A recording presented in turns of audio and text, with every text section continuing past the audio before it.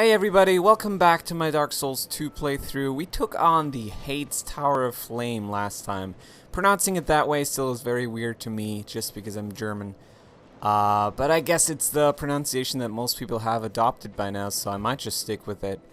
Let's think very quick right here. What we want to do today is take care of not only one, but two bosses. And one of those we have seen, actually two, both of those we have seen before. But you will probably see what I mean by that once we actually get to it. For now, let's just go back to the Cardinal Tower, back to the Forest of the Fallen Giants, and take care of the rest that the area has to offer. Because there's still a little bit, certainly is. We're going to start off by picking up some additional items for the most part, and then we will head to the Pursuer boss room that I already was telling you about like 2 episodes ago, I think. So, there's one area that we're gonna try to go to now that I don't like to go to at all. Like, I just do not like it whatsoever. But, I guess there's nothing we can change about that too much right now. Because we'll kind of have to. We will pretty much just have to. Let's see. So this is not necessarily where we need to go right now, right off the bat, but it's certainly somewhere that I now have basically access to, so why that shit wouldn't we? And the reason for my cursing right there, so the shit, was just the fact that I am getting annihilated right here. So let's cut that out. Let's please cut that out. That is not a good way of starting off an episode. But I will now focus. It will not happen like that ever again. So let's just all forget about the mess that this now just was. Alright. I love when they do that. I love when they all get killed like that. And now let's just wait for the other guys, which are basically the issue you're going to be having. The first guy, not too bad. The other guys, yeah, much rather. And good lord, have I accidentally used a bonfire setting, or what is going on right now? I'm not enjoying this. I mean, I'm kind of enjoying this, but still, it doesn't make me feel too good about the future of this episode. It's not too big of an issue though.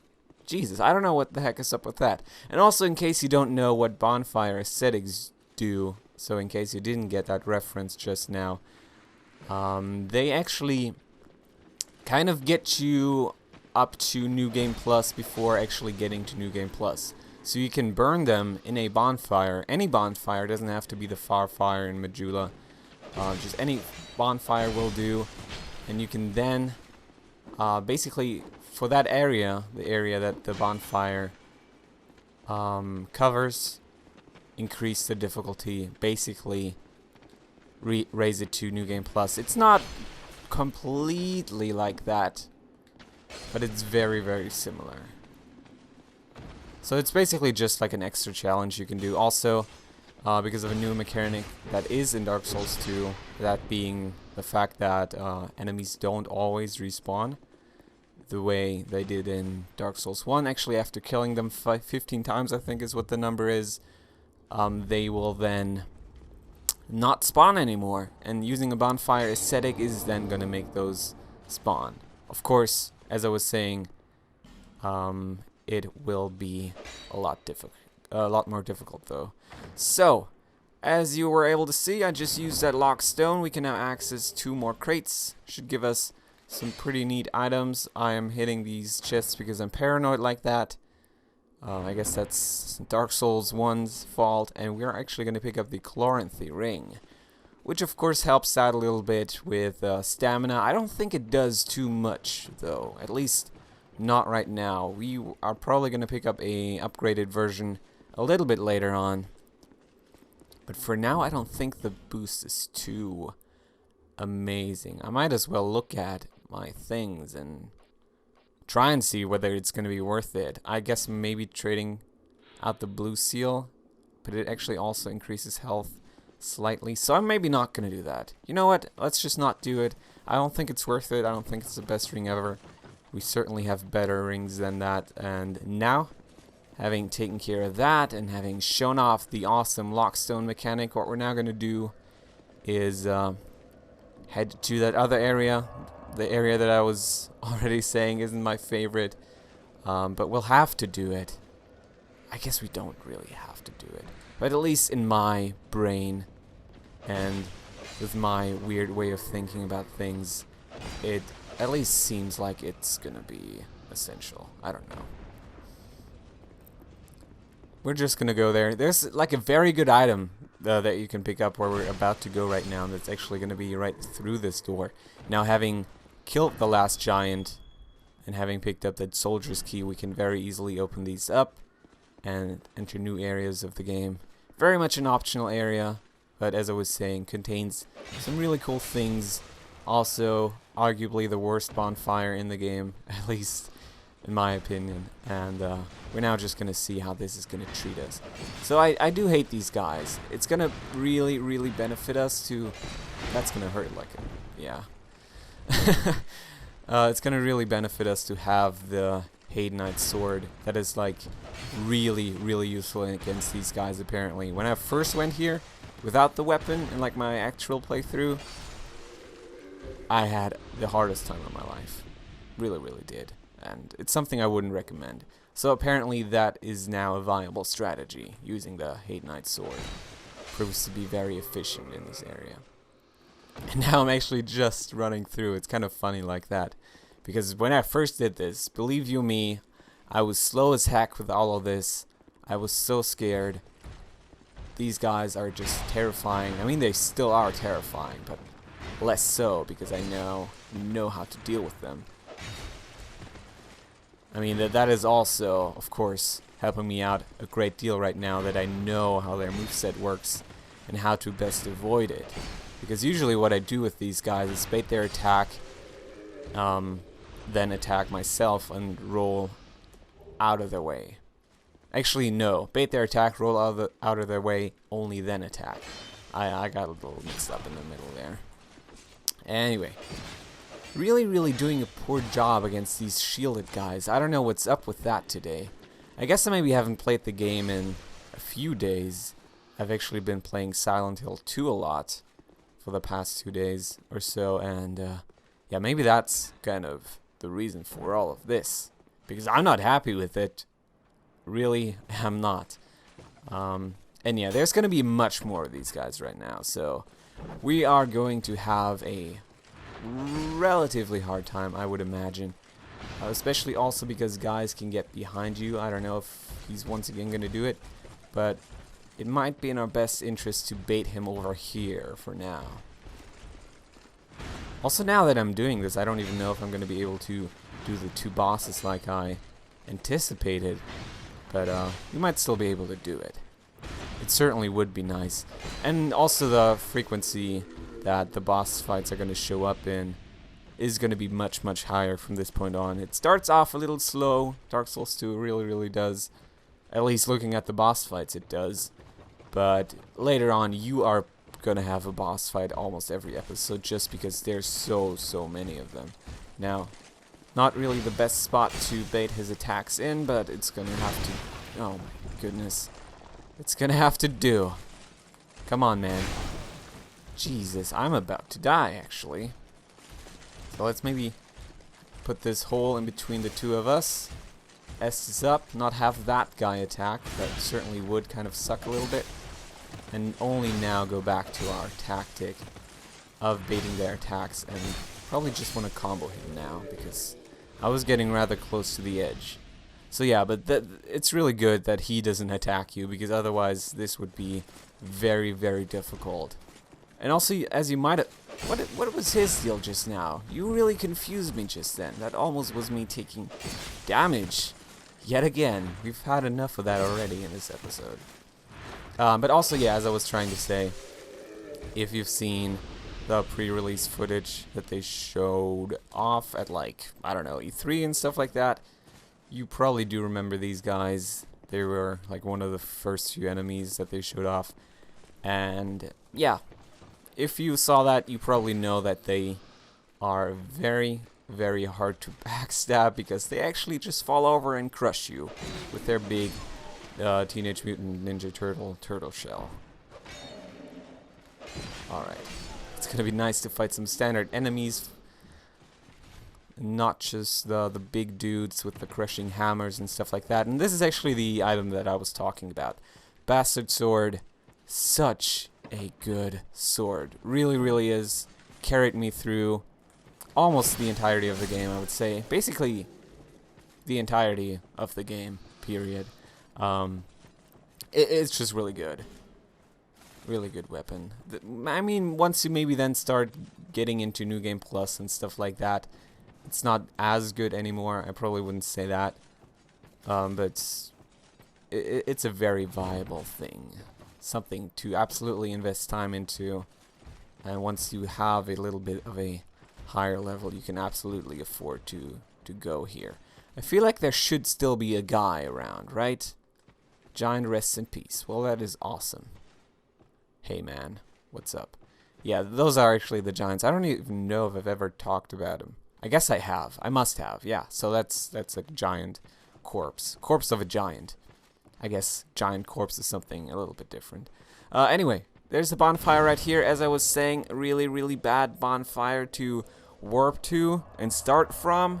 It's kind of like the only purpose that this has is leaving the area, because as you might already be able to imagine, once you go out here, you have a lot of these guys chasing you and archers, and it's not a good time. It's not a good time.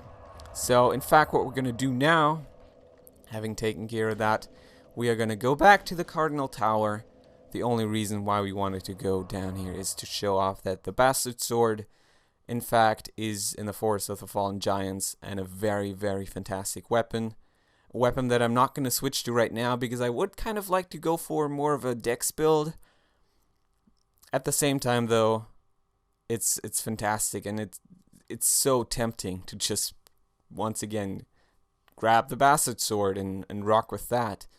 But we're not going to do it. I'm going to try to resist and really just try to do something different with this playthrough, at least in comparison to the one that I had on my own. Now, of course, as I was saying, taking care of the optional side areas, and now we're gonna go to the Pursuer. Gonna talk to him again, our little friend from earlier that just annihilated us with his like orbs of death, and hopefully this time around I'm gonna be able to avoid that. It certainly would be nice. I mean, it's just he's not a good time. Absolutely isn't. Oh my god, it would be fantastic to actually kill this thing, and I kind of need to commit right about... Jesus. Yeah, just a sword, it's not the best for that kind of situation. Like a Bastard Sword, for example. Not to now, like, gush about how amazing that is yet again, but that certainly would have made it much, much more easy. Now... Come on, do not do what you always do when you encounter the shield guys, which is apparently get hit an awful lot and regret your life decisions up until this point. Now just dodge the shield, attack him. Very, very easy. All you gotta do is stay calm, maybe pop a life gem every once in a while. Doing this right now because for the most part in that Pursuer fight you wanna be able to use Estus. Yeah, so now, as I have already said in previous episodes, we can now open up this door with a soldier's key. There's going to be another 2 enemies right here, and then there might be a third one later on. I don't even remember, to be completely honest. Oh, God. It's... No. It's just 2, I think. And be careful. The halberd guys, not too bad. The shield guys, on the other hand, really bad. Apparently. I mean, if you had asked me like a week ago, probably would have said that the halberd guys are a little bit more difficult, but it doesn't seem to be the case now, does it? Anyway, all we gotta do is go up here. It's pretty straightforward. Like, there's no big area now that we'll have to kind of work our way through in order to get to the next boss. It's really easy. All you gotta know set the key opens up the door, and then you go through door, kill people, and enter the next area. Actually, this one right here, that's where we're going to be fighting the pursuer yet again. I'm a little scared. I do want to admit that, because of course he can be very tricky. And I don't necessarily want to be summoning anybody just yet. Instead, what we're going to do is maybe take a look at what we have in terms of like consumable items that we could maybe make our use in order to make that fight a little bit easier on us. Now, this explodes. It's probably going to be more useful than the throwing knives. Still not going to be too useful if I were to guess, but I don't know. I guess we're just going to go in and try it. That's the least I can do right now. If it fails, we can then maybe resort to summoning some people, or at the very least just keep trying over and over and over again. And I do want to talk a little bit about that, because I don't feel like I have done it too much when we first started. Because in that, of course, in that introduction sequence where you talk to the old ladies, the fire keepers, they keep saying, like, you're gonna die, man. And I dislike that very much. I actually do dislike how they say that. And that's also something I feel rather negatively about in the grand scheme of things, looking at Dark Souls 2, because they have become very, very self-aware, right? In Dark Souls 1, it certainly wasn't the case that they kind of consistently kept saying, like, we are a difficult game, people love how difficult we are. Instead, it was a little bit more subtle. This time around, though, very much not the case like that. And that is something I'd rather dislike, I would say. I hate how they, in the beginning, say, yeah, man, I mean, you're gonna die a lot, just fuck, we are a very difficult game right here, so you better pay attention, you're gonna die, there's no way around it. I don't know. It's a little bit, I don't know, too self-aware, I think. But that just might be my own opinion. I mean, I guess, what else would it be, but yeah. I just feel a little bit negative about that. Now, of course, we're fighting the pursuer again. It's going alright, I guess. We're not doing the best damage at all, and he's kind of giving us a hard time with his attacks. I still need to figure out what is going to be the best way of dodging his attacks. Blocking doesn't seem to be too good right now. I mean, it's working out, but still. Of course, the blue sword is your #1 priority when it comes to evading, because otherwise you are probably going to die very, very, very, very, very, very quickly. Now, I hate how he's doing all these things to me right now. Of course, this is now really bad. We're going to want him to basically not... Well, I guess that's not too bad. It's going to allow me to heal up. But I was actually going to wait for his, I don't know, like dashing attack, where he then kind of jumps a little bit too, and then strikes, stays on the ground for a few seconds. I much prefer that thing. And I feel like I should be dodging more, because blocking right now, it doesn't seem to be working out too well. Also, I would certainly like to heal up yet again, so maybe do want to... Yeah, that's exactly the one that I was talking about. Weird upward strike kind of thing. It's really good. Really good for healing at the very least. Alright then. Pursuer, it's on, motherfucker. We are doing this.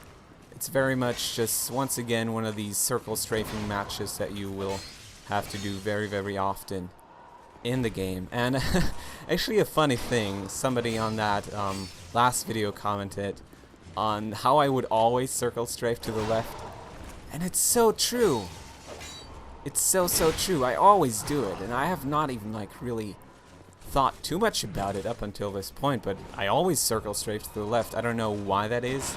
I don't know if there's any benefit to it, but it's just comfortable for me to do it. As I'm trying to say, I don't know why that would be, but it certainly is the case. I don't know, just going the right way would, I don't know, make me real dizzy, I would almost assume. certainly something you're not going to find me doing in this playthrough. So if you came for circle strafing to the right, I'm sorry to disappoint you, but it's not happening on this channel. Oh, I just did it. I'm sorry for falsely advertising my channel. But anyway, Jesus, that was one thrilling fight. We killed the pursuer. I'm very happy about that. I cannot believe it actually worked out on, well, I guess maybe the second attempt, to be fair, but still, didn't expect it to work out this early. Now, of course, we picked up the Ring of Blades, and that I feel very positive about.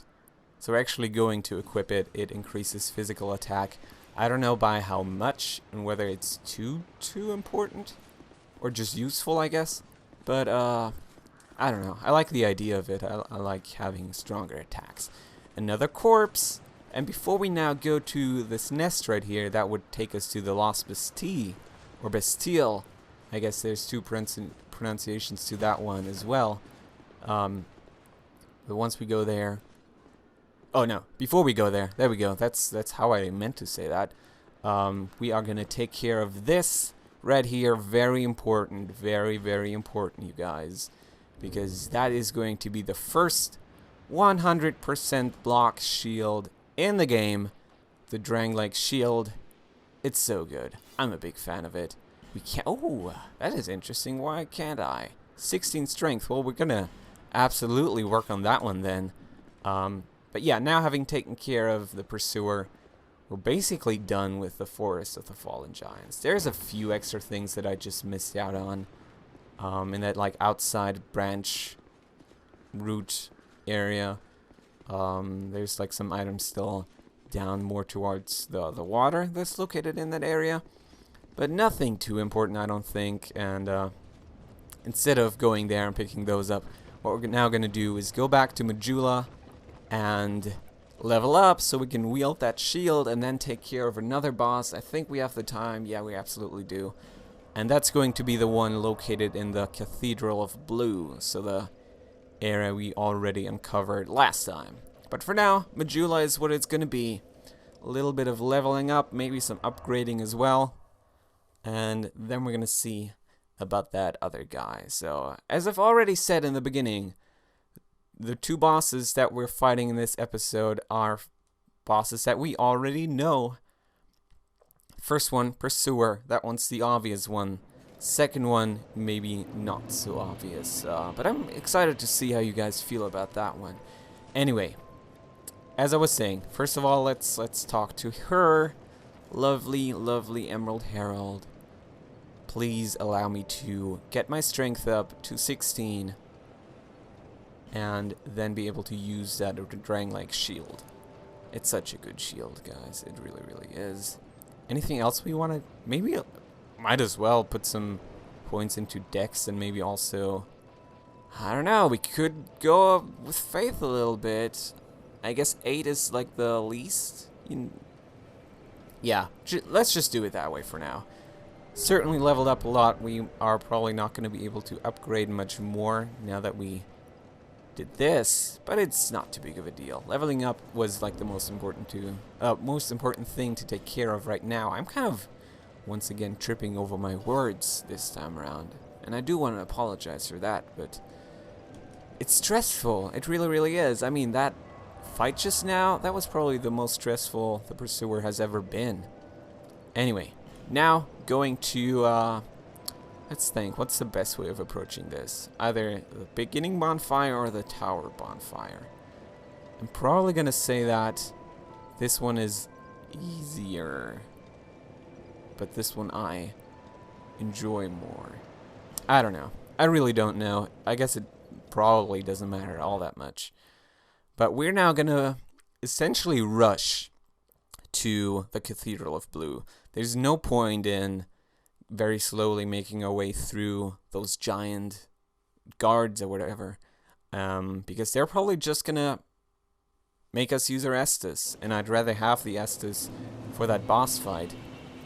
So let's maybe kill the first one right here, just to know how to do things if we have to do things. But yeah. after that, we are just gonna run by all the guys that are between us and the cathedral. Save some time, save some Estes, and have another boss fight. I'm really excited about this, and it's something I probably enjoy about Dark Souls 2. The fact that there is a lot of bosses, but I don't know, I guess the ratio in between like bosses and areas leading up to them is kind of weird. It really, really is in this game. Because oftentimes you're like, small area that takes you like maybe, I don't know, 5 minutes to complete, but then that area has 2 bosses. And I guess I'm not being fair by saying 5 minutes, but like 15 minutes to complete maybe for this area right here, the Tower of Flame, and then it has like 2 bosses, and that is kind of strange now, isn't it?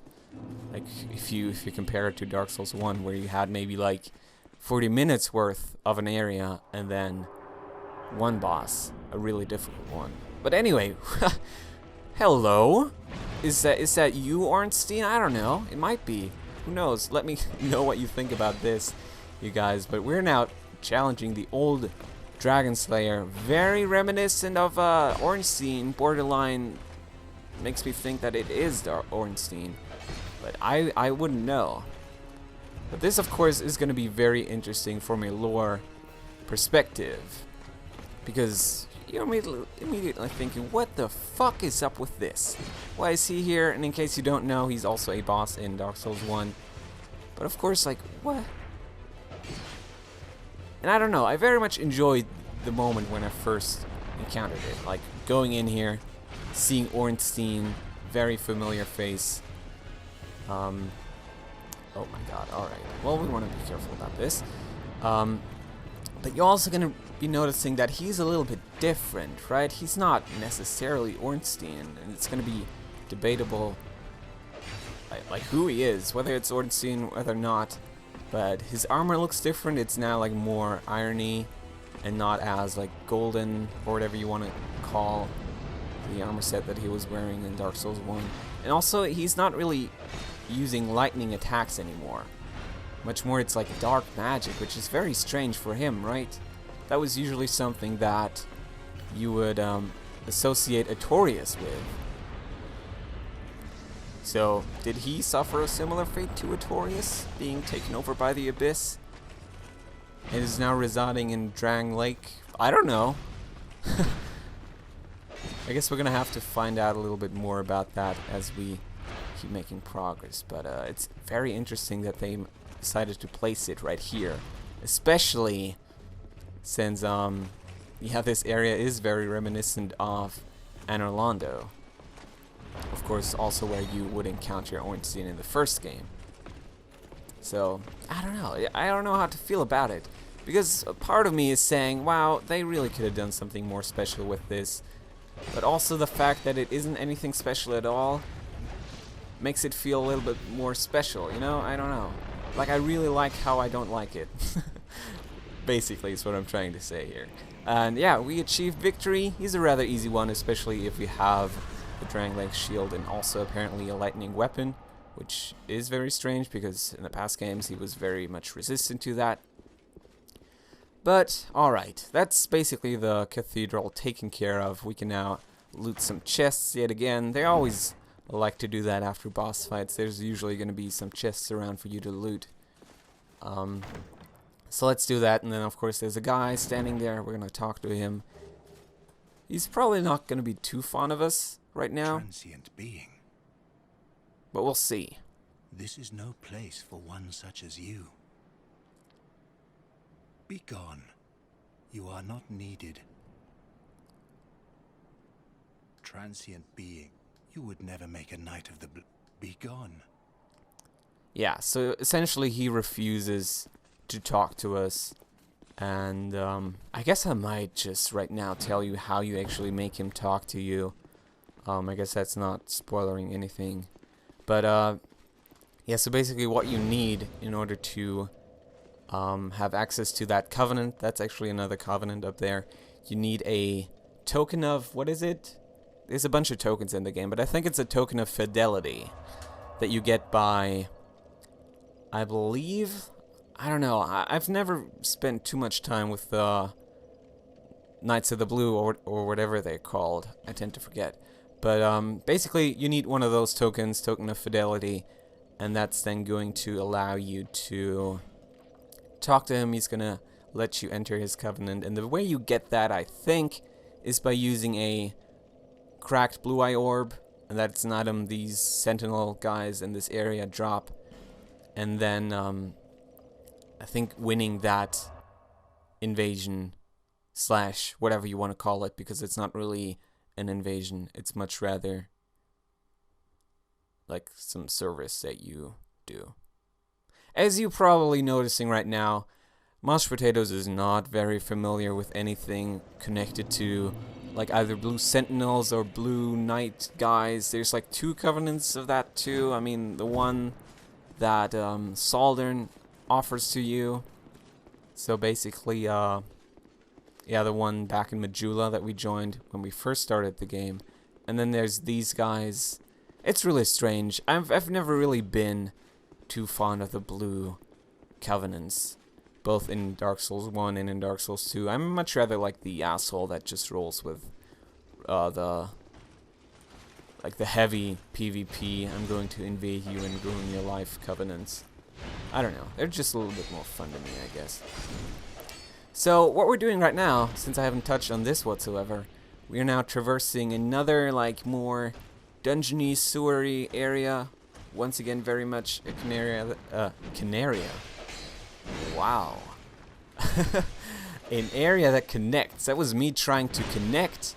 Area and connect. That is kind of strange. I'm loving it though. Canaria. It's a Canaria. Let's just roll with it, I guess. Might as well do it. Now that I already have committed to that mistake. But yeah, area that connects 2 areas. So, Canaria. That's never gonna like be unfunny, right? But we are basically on our way to a new and very cool area, an area that I'm very fond of, that I really enjoy, and it's kind of, funnily enough, an area that I was basically already kind of dreaming about even before the game came out. I was already thinking, wow, that would be an amazing setting for like a Dark Souls game. I hope they're gonna do something similar to that. And they did, and it's really cool. It's not necessarily everything I wanted it to be, but it certainly is one of the better areas in terms of atmosphere, I would say. So let's just make our way over there. Should be fairly easy for us. There's just a bunch of these guys, and we apparently can dispose of them rather quickly, so shouldn't be too big of a deal. I mean, I always check back here. There's never like an item.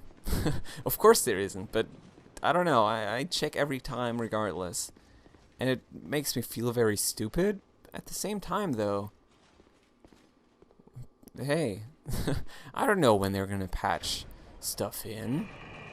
They might give you like the pendant over there, and of course that would be very weird, but then again, maybe that's just me still believing that there's like a bigger mystery to Dark Souls 2, because as of right now, I don't think there is anything like super crazy mysterious in the game.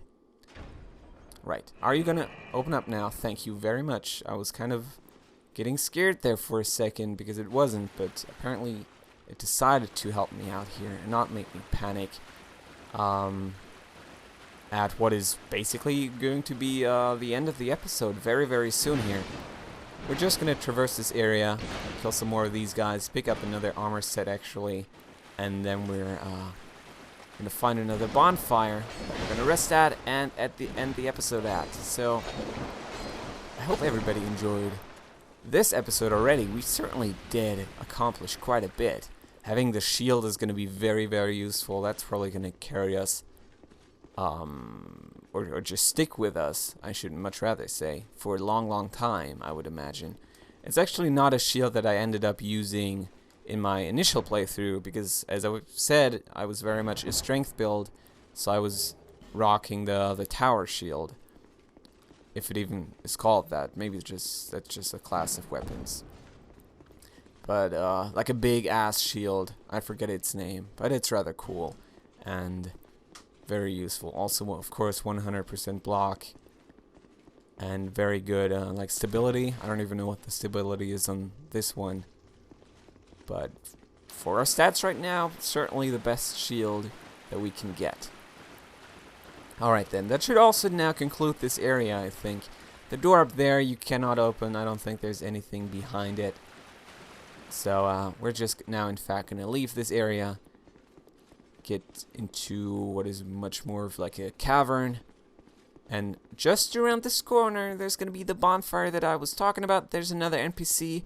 We're going to talk to her next time as soon as we start off that next episode. But before we end this, look at the lighting of this bonfire. This might be my favorite bonfire just because of the way it lights up and illuminates this area.